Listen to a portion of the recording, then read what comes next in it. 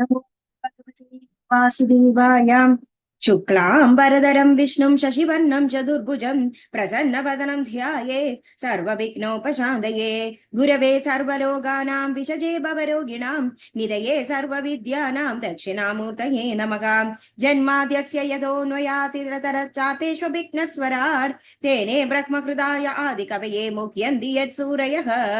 तेजो वारिमृदां यदा विनिमयो यत्र सर्गो मृषा दाम्ना स्वेन सदा निरस्तकुहकं सत्यं वरं धीमहि। धर्म प्रोञ्जितकैतवोऽत्र परमो निर्मत्सराणां सदा वेद्यं वास्तवमत्र वस्तु शिवदं दाभत्रयोन्मूलनम्।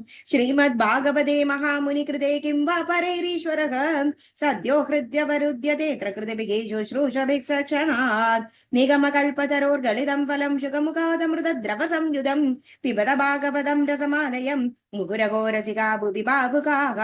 नारायणं नमस्कृत्य नरं चैव नरोत्तमं देवीं सरस्वतीं व्यासं ततो जयमुदीरयेत्। यं प्रव्रजन्तमनुपेतमपेतकृत्यं द्वैपायनो विरहकातर आजुगाव पुत्रेति तन्मयतया तरवोऽभिनेदु तं सर्वभूतहृदयं मुनिमानतोऽस्मि। यस्वानुभावमखिल श्रुतिसारमेघम् अध्यात्मदीपम् अतिथितीर्षदां तमोदं संसारिणां करुणयाः पुराणगुह्यं तं व्याससूनुमुपयामि गुरुमुनीनाम्। मूगं करोति वाचालं पङ्गुं लङ्घयते गिरिं यत्कृपातमकं वन्दे परमानन्दमाधवं। यं ब्रह्मा वरुणेन्द्र रुद्रमरुदस्तुन्वन्ति दिव्यैस्तवैः वेदैः स्वाङ्गपदक्रमपोनोषितर् गायन्ति यं सामगाः। ध्यानावस्थिततद्गतेन मनसा पश्यन्ति यं योगिनो यस्यान्तं न विदुःसुरा असुरगणा देवाय तस्मै नमः।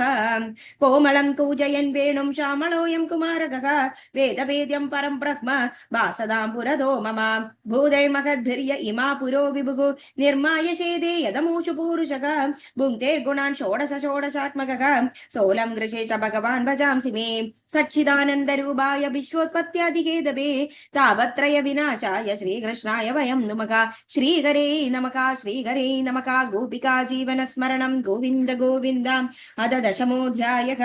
मैत्रेय उवाच प्रजापतेर्दुहितरं शिशुमारस्य वै ध्रुवः उपयेमे भ्रमिं नाम तत्सुतौ कल्पवत्सरौ इळायामपि भार्यायां वायुपुत्र्यां महाबलकां पुत्रमुल्कलनामानं योषीद्रत्नमजीजनत् उत्तमस्त्वत्कृतो द्वाहो मृगयायां बलीयसां हदपुण्यजनेनाद्रौ तन्माता स गतिं गता।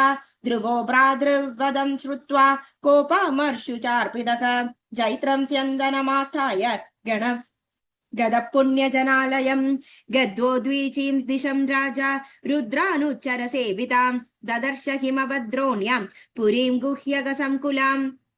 दध्मौ शङ्कं बृहद्बाहुः कं दिशश्चानुनादयन् येनोद्विग्नदृशक्षत्त उपदेव्योऽत्र सन्भृशं ततो निष्क्रम्य बलिन उपदेव महाबडाः असहन्तस्तन्निनादम् अभिपेदुरुदायुधाः। सदानापततो वीर उग्रधन्वा महारथः एकैकं युगपत् सर्वान् अहन् बाणैस्तभिर्स्विभिः वै ते वैललाडगग्नैः तैषुभिः सर्व एव हि मत्वा निरस्तदात्मानन् आशंसन् कर्म तस्य तत् ते विचामुमृष्यन्तः पादस्पर्शमिवोरगाः शनैरविद्वन्युगपद्भिर्विगुणं प्रजिकीर्षवः तदपरिखनिस्त्रिंशैः प्रासशूलपरश्वदैः शक्त्यशिद्भिर्भुषुण्डीभिः चित्रवाजैशरैरपि अभ्यवर्षन् प्रकुपिताः सरदं सहसारथिम् इच्छन्द तल्प्रतीकर्तुम् अयुधानि त्रयोदश औतानपादिः सत्तदा शस्त्रवर्षेण भूरिणा न उपादृश्यत चन्न आसारेण यथा गिरिः हाहाकारस्तदैवासीत् तिद्धानां विपश्यताम् हतोऽयं मानवः सूर्यो मग्नः पुण्यजनार्णवे न दस्तु यादुदानेषु जयः काशिच्छ्वतो मृदे उदतिष्ठद्रदस्तस्य निहारादिव भास्करः धनुर्विस्फुर्जयन् दिव्यं द्विषदां केदमुद्वहन् आस्त्रौखं वदमद्बाणैर् खनानीमविवालिलः तस्य ते चापनिर्मुक्ता भित्त्वा वर्माणि रक्षसां कायानाभिविशुस्तिग्मा गिरीनशनयो यथा बल्लै संचिद्यमानानां शिरोभिश्चारुकुण्डलैः ऊरुभिर्हेमलदाभ्राभिर्भोभिर्बिल्लवरस्वल्गुभिः हारकेयूरमुकुटैर् उष्णीशैव महादनैः आस्तृतास्तारणभुवो रेजोर्वीरमनोहराः हदावशिष्टा इतरे रणाजिरा द्रक्षणो गणा क्षत्रियवर्यसायकैः प्रायो विवृक्णावयवा विदुरुद्रवुर्मृगेन्द्रप्रकीटितयुधपायिवा अभश्यमानः स तदा तदानीनं महामृदे कञ्चनमानवोत्तमः पुरीं तदृक्षणनाभिर्षद्विषां नमायिनां वेद चिकीर्षितं जनकाम् इति ब्रुवंश्चित् स्वसारथिं यत्तः परेषां प्रतियोगशङ्कितकां श्रुश्राव शब्दं जलधेरिवेरितं नभस्वदो दिक्षु रजोन्वदृश्यताम् क्षणेनाचातिदं व्योम कनानीकेन सर्वतः विस्फुरत्तडिता दिक्षु त्रासयत्स्तनयित्सृणाः विवृक्षुरुद्रिरौखासृक् पूय विण्मूत्रमेधसः निपेदुर्गगनादस्य कबन्धान्यग्रदौघनाम् तदके दृश्यदगतिर्निपेतु सर्वतो दिशं गदा परिघ्नन्निस्त्रिंश मुसलानाश्मवर्षिणः अकयो शनि निःश्वासा वमन्दोक्तिं दृशाक्षिभिः अभ्यधावन् गजामत्ताः सिंहव्याघ्राश्च यूधशः समुद्र ऊर्मिर्भिर्भीमः प्लावयन् सर्वतो भुवम्